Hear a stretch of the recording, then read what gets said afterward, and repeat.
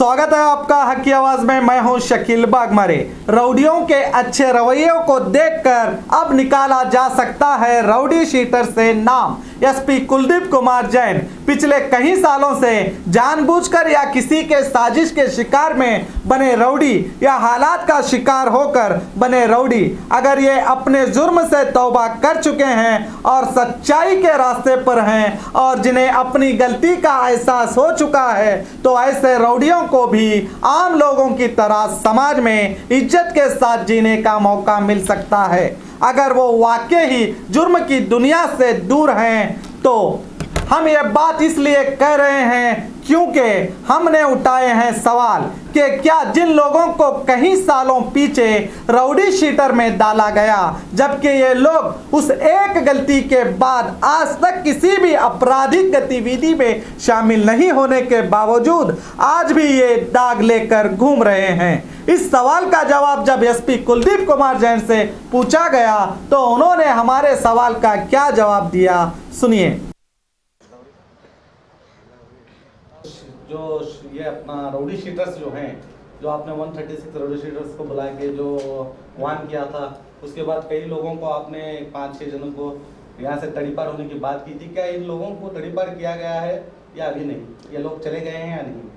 ಹೋದ ತಿಂಗಳ ಏನು ನಾವು ಒಂದು ರೌಡಿ ಪರೇಡ್ ಡಿಸ್ಟ್ರಿಕ್ಟ್ ಹೆಡ್ ಕ್ವಾರ್ಟರಲ್ಲಿ ಮಾಡಿದ್ದೀವಿ. ಆ ಸಂಬಂಧಪಟ್ಟದ್ದು ಕೆಲವು ಜನಕ್ಕೆ ನಾವು ಈಗಾಗಲೇ ನೀವು ಊರು ಬಿಟ್ಟು ಹೋಗಬೇಕು, ಸ್ವತಃ ಹೋಗಬೇಕು ಆ ಥರದ್ದು ಏನು ವಾರ್ನಿಂಗ್ ಕೊಟ್ಟಿದ್ದೀವಿ. ಇದ್ದ ಮೇಲೆ ಕೆಲವು ಜನ ಈಗಾಗಲೇ ಆಲ್ರೆಡಿ ಕ್ರಮವನ್ನು ಜರುಗಿಸಿದ್ದಾರೆ. ಅವರು ಅಲ್ಲಿಂದ ದೂರ ಹೋಗಿ ನಮಗೆ ಕಾಲ್ ಎಲ್ಲ ಮಾಡಿದರು.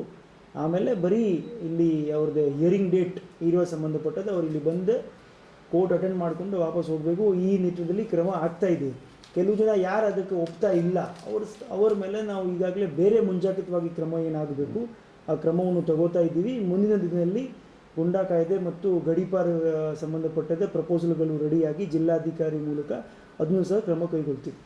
सर, कई लोगों का मानना है कि जो 136 जो रउडी थे, जो पूरे इसके जो बीजापुर सिटी के आपने बुलाए थे, उन रउडियों में कुछ लोग सिर्फ एक केस में भी इन्वॉल्व हैं, उन लोगों को भी रउडी शीट में दाखिल किया गया है सर।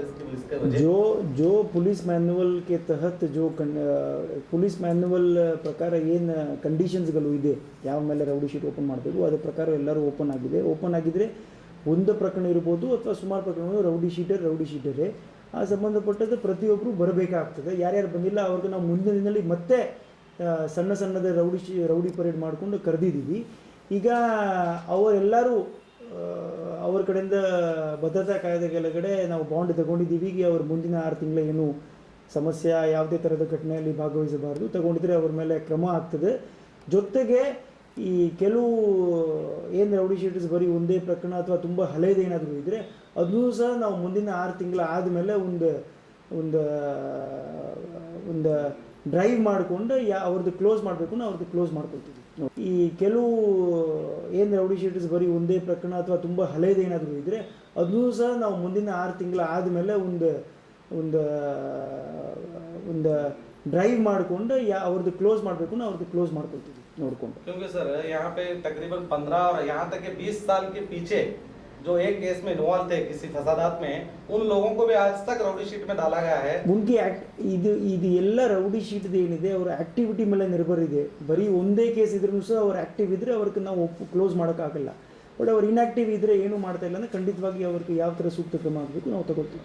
याकन सर अब 15-20 साल के बाद किसी भी तरह का उन लोगों ने क्राइम नहीं किया, उसके बावजूद भी उनको रौडी में डाला गया. Crime is one of the ingredients to decide ಗೆ ಅವರು ರೌಡಿ ಇದ್ದಾರಾ ಇಲ್ಲ. ಅದು ಬಿಟ್ಟು ಬೇರೆ ಸುಮಾರು ವಿಚಾರಗಳು ಇರ್ತದೆ.